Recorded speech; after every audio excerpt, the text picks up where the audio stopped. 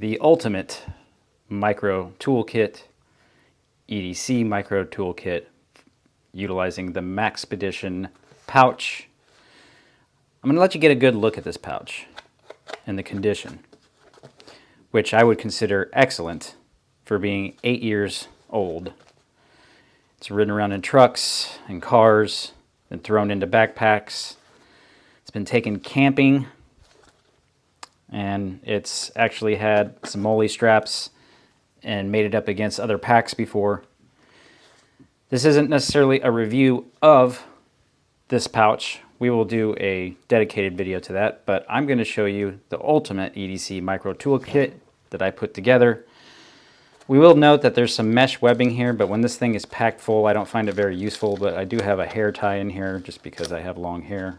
And if I need to work on something and I don't have it up in a hat or something, then I need to suspend it.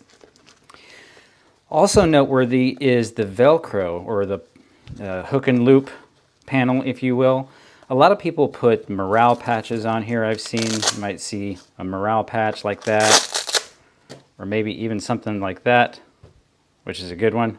But you can also make it more functional by getting something like this from T-Rex Arms, a little hook and loop panel with these loop attachments for tools, pens, writing utensils, whatever the case may be. And you can just make that functional. Setting that aside, let's open it up and show you what I got. And the whole purpose of this was utility and function. Not a bunch of, crazy survival items, but actual tools. And I did use this as kind of like an everyday survival pouch, but I find that I need to fix things more day to day than I find myself in survival situations. So this is really set up to be a toolkit. And you can see it's packed full of items. And some of the consumables are here on the side, which are zip ties in 2 sizes. So you can find lots of opportunities to use zip ties to suspend things, hold things down. And within the zip ties is this tiny little Phillips or cross screwdriver that I use more as a push through for things, more so than I do the screwdriver, but the screwdriver does come in handy at times. Behind that, we have a contractor's pencil, which will fit much better once it gets used a little bit. And we have some various cutting implements in here to allow us to cut the contractor's pencil, but amongst the other writing utensils, we have this 4-color pen popularized in the 80s. A lot of people have Fisher Space pens, things of that nature in here, more cool EDC guy type stuff. But this is 4 pens in one. And you can make different, points, if you will, or transact or communicate different things using different colors. Plus, it's just a cool retro thing from the 80s. Then the ubiquitous, the ever-useful Sharpie. Next to that, we have an actual little razor cutting thing, which these are nice just for opening boxes or if you need to do some sort of fine work with the razor. Not to mention, once it gets dull, it's consumable, so you can just break off a piece. Now here, we have a couple of tool elements, and this is basically a bit driver. And then here, we have a ratchet assembly for the bit driver, which you can see we have some sockets here, and we'll address those here in a minute. But also important,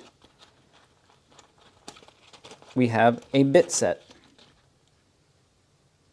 consisting of Phillips and or the cross style flathead screwdrivers, some Torx bits, and these square bits here that can be utilized with the bit driver.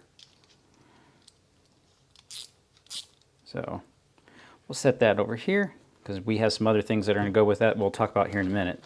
You might have noticed that we have some hockey tape. This stuff is pretty useful on a lot of different applications, and I didn't have a good opportunity to put more tape in here. And by the way, I encourage you to stick to the end because I'm going to ask you all for some help at the end. But we'll get to that later. But hockey tape, very useful and kind of sticky.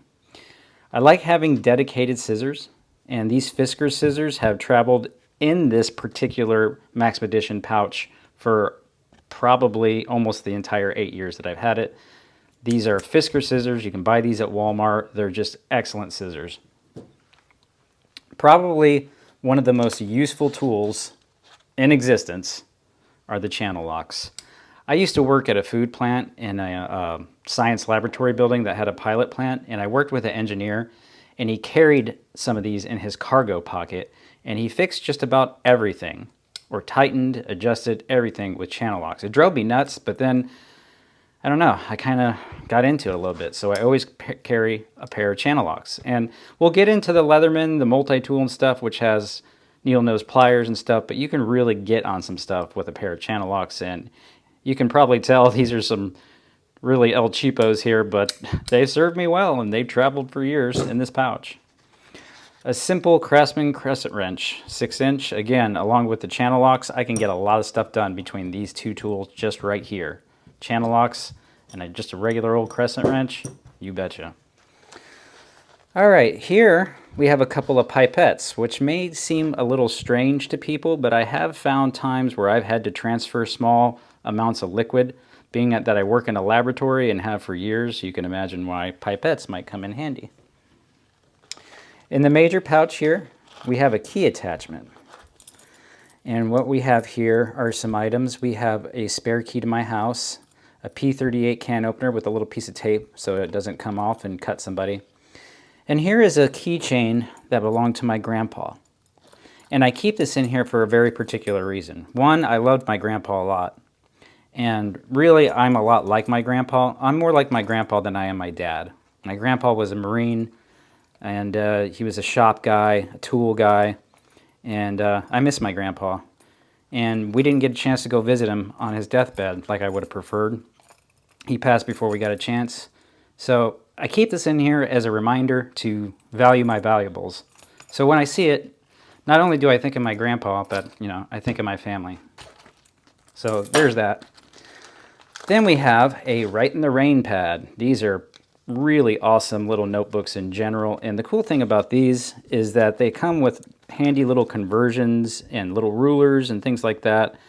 Actual measurement conversions, metric to US, US to metric, English to linear measurements, yada, yada, yada, just on the little inside cover there. And this kind of safety orange makes it stand out because I know that being that I've had camouflage or olive drab green ones before, I've, lost them. And then we have some Clorox disinfecting wipes to go pack, just because, why not? And that completes the left side. Now we'll get into the right side. Now, some of this stuff is kind of holdovers from this being a survival kit. So some of this stuff I'm actually going to replace eventually with more tools. Because I find in my day-to-day, I need more tools than I do survival items, because I work on stuff more than I'm in survival situations, if that makes any sense. So in the middle, we have a big rubber band. As you can imagine, a lot of different uses for that. And then this, again, holdover from this being a survival kit, is a shock of paracord. So we'll set that aside. And we have some universal MacGyver tools. That's right, paper clips. I've used these so many times throughout the years. I mean, just opening them up just to clean out things with a little tiny edge of it. Very useful tools. Paper clips. And then we have a bobby pin in here because that can come in handy. Even when I cut my hair off and didn't have long hair, there's a lot of uses for a bobby pin, similar to the paper clip. And looks like there's another little zip tie hidden in there. So we'll put that up there in the zip tie section. Then here is a Leatherman PST2. Now I used to have a really cheap, like one of these like $9 Walmart deals, but I was like, I'm going to use this kit and I'm going to need it one day. So I want to have a quality tool. So we put the Leatherman PST2. This was actually my very first multi-tool that I bought when I was in the Air Force. Not this particular one, but this, style PST2. And it traveled all over the place, got soaked in all kinds of jet fuel when I was in the Air Force. The Leatherman PST2. Awesome little multi-tool. We'll do a standalone video on that eventually. Here is a Sofern SC21. And this is basically a Olight alternative. It's got a better color rendering index. more natural light. And I've had this guy about 2 years now. You can see it's got some wear to it. It's magnetic. You can't see that. I just put that up against the safe there. I love this Sofern. I mean, I don't carry a light like this anymore. I carry a light like this. This is my EDC light with a button in the tail cap for a very particular reason. But for what it is, this is an awesome little light, the SC21. I mean, for a light from you-know-where, it's a great little light and a lower cost alternative to Olight. Here we have a couple of USB-C and a micro USB charging cable, because those are the two that I use the most. This is a little alcohol sprayer. You can see it says ETOH on it for ethanol. And I carry either 190 or 200 proof ethanol in this because I have access to that clean, pure 190 or 200 proof ethanol because I work in a lab. And so for sanitizing, sanitation, you name it, you can even sanitize your hands technically. Really need a little bit more water than that 200 proof, but a little alcohol sprayer comes in handy. Let's start a fire. Here's a little light stick, just a little UST light stick. Again, a holdover, kind of the survival kit days. You might notice that a Bic lighter ran out of there and with some duct tape wrapped around it.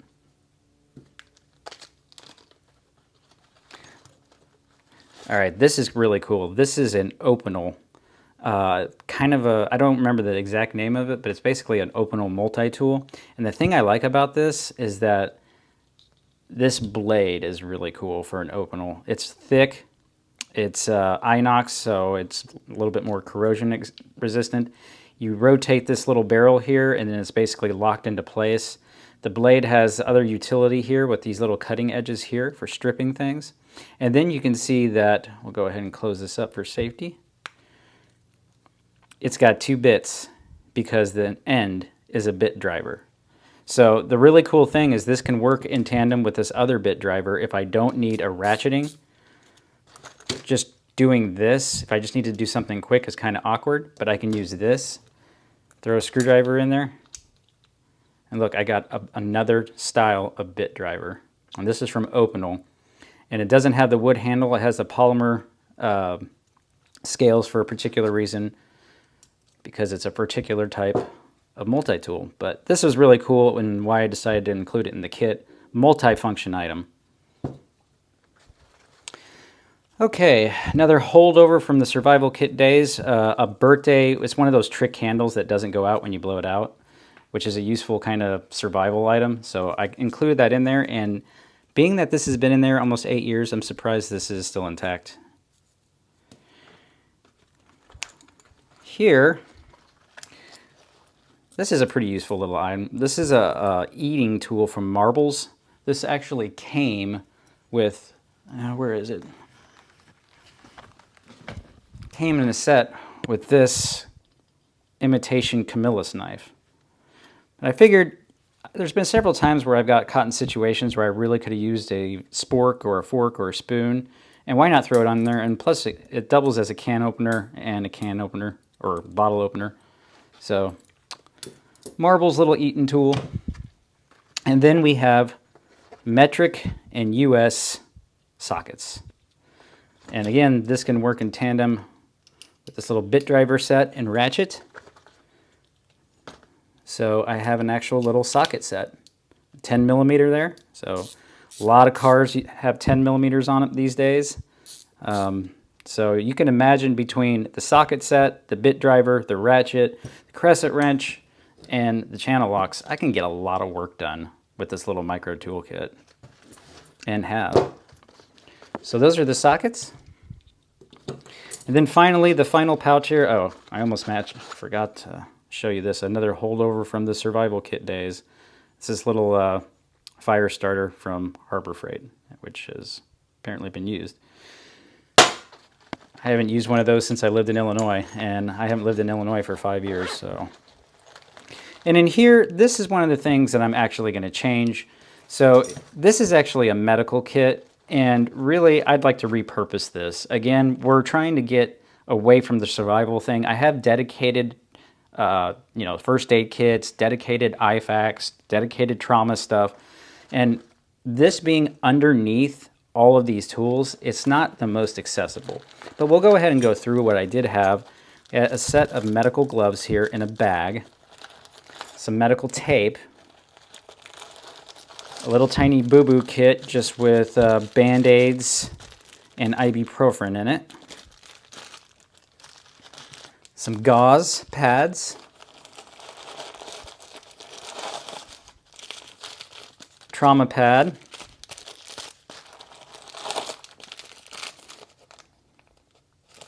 more gauze, and a couple of Vaseline-soaked gauze. So all this medical stuff's in there. Again, it's probably good to have in there in case I do cut myself while working on something, but usually I have a dedicated kit around. All right, we got everything laid out kind of in a more organized manner that we had in the Maxpedition pouch here. And just to give you a quick final overview of this, we have writing utensils and zip ties over here, a cutting tool, scissors, main tool section, channel locks, crescent wrench, and the Leatherman multi-tool.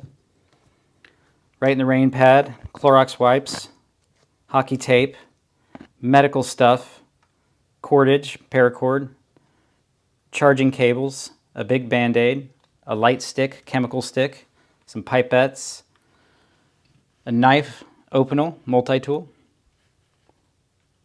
Then we have a fire starting section, fire starter, Bic lighter, a little candle, Sofern pocket flashlight, an O-light alternative, Eaton tool for marbles, a complete bit driver set with ratchet, sockets and bits, paper clips, and an alcohol sprayer. That's it. I hope you enjoyed this ultimate EDC micro tool kit. My question to you would be, if you were to replace the medical items and some of the survival items, like maybe the cordage and the fire starter, what would you replace it with? And we're talking tools. What other tools would you put in there? Let me know below in the comment section, and I will thank you for your help ahead of time. Hope you enjoyed this video at Modern Tool and Gear. Make sure you like and subscribe if you want to see more stuff like this. Later.